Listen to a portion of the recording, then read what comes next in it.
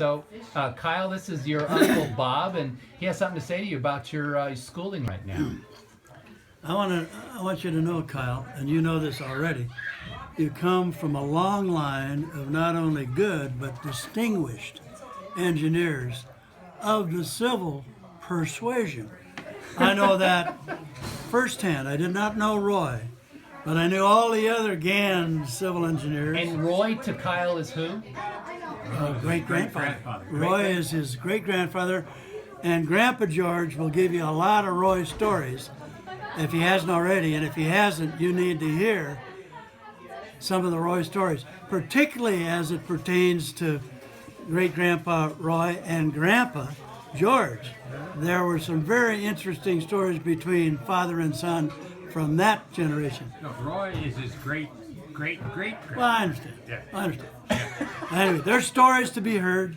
I'm not going to tell them, but when you're with Grandpa George next time, implore him to regale you with some of the GAN's legacy from an engineering standpoint. And also let him tell you about pitching pennies against the bathroom wall in high school and what difficulties that caused for he and his family. But I regress. Anyway. Give him the hook, would you please? No, wait, I'm not done. I'm not done. When you begin this exploration of a career in civil engineering, you'll find that there'll be some tribulations and trials. You're an excellent master, and I can tell by looking in your eyes. Look at me. All right, good.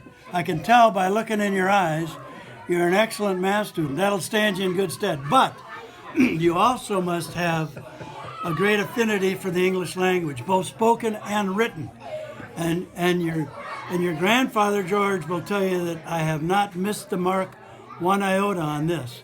If you can't convey a thought, if you cannot communicate clearly, you might as well go back to whatever it was you thought you wanted to do, because in the engineering profession, as in all other professions of note and worthy, you must be able to communicate.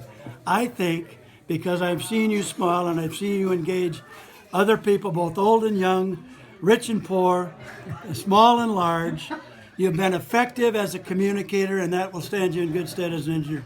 My football coach, when I told him I was going to go And this is going to end sometime soon, to right? engineering school, I do have limited space on my phone. your father has many, many gigabytes of data. He just bragged about that. Anyway, my football coach, when my best high school buddy and I decided to go to engineering school, when we told him this, he said, "Don't do that. You guys have much too much personality to become engineers." We did anyway, and our personality clearly suffered, but we didn't know it at the time. Anyway, I can't wish you anything more than great good luck. You won't need luck because you'll persevere. You'll persevere for a lot of good reasons. One is because you're proud of who you are. You like who you are, and we like who you are. And your father is going to be looking over your shoulder, and for sure your grandfather is going to be looking over your shoulder. And that sweet lady of yours, who I hope to meet someday soon, Lauren, yes. she's also looking over your shoulder, and that might be the key to the whole thing. Anyway, I love you very much. Proud of what you do. I'm happy to have become a civil engineer. If you ever want to tap into my brain, you'll have to get in line. My recommendation would be to go to Grandpa first, and then me if he's out of town. Okay. Love you. Good luck to you. Probably too much. Probably too much. Oh, no. That'll need a little editing, but You think? Yeah. That's good. take a little editing. Yeah, that's good.